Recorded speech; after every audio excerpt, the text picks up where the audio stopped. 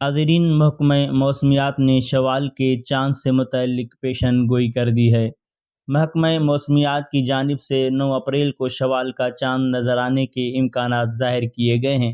تفصیلات کے مطابق محکمہ موسمیات نے عید الفطر کے چاند کے حوالے سے پیشن گوئی کرتے ہوئے کہا ہے کہ نئے چاند کی پیدائش 8 اپریل کو رات 11:21 پر ہوگی اور 9 اپریل کو چاند نظر آنے کے امکانات ہیں۔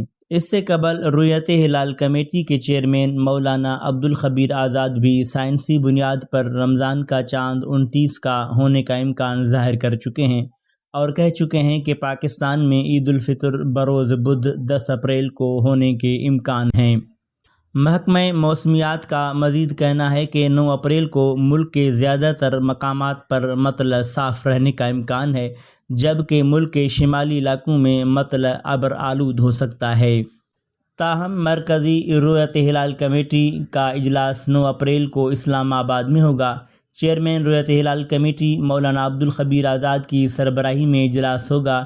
اجلاس میں شوال کا چاند دیکھنے کے لیے شہادتیں وصول کی جائیں گی۔ رؤیت ہلال کمیٹی کا اجلاس وزارت مذہبی امور میں ہوگا۔ زونل رؤیت ہلال کمیٹی کے اجلاس مقررہ مقامات پر ہوں گے۔ چیئرمین مرکزی رؤیت ہلال کمیٹی شوال کا چاند نظر آنے یا نہ آنے کا اعلان کریں گے۔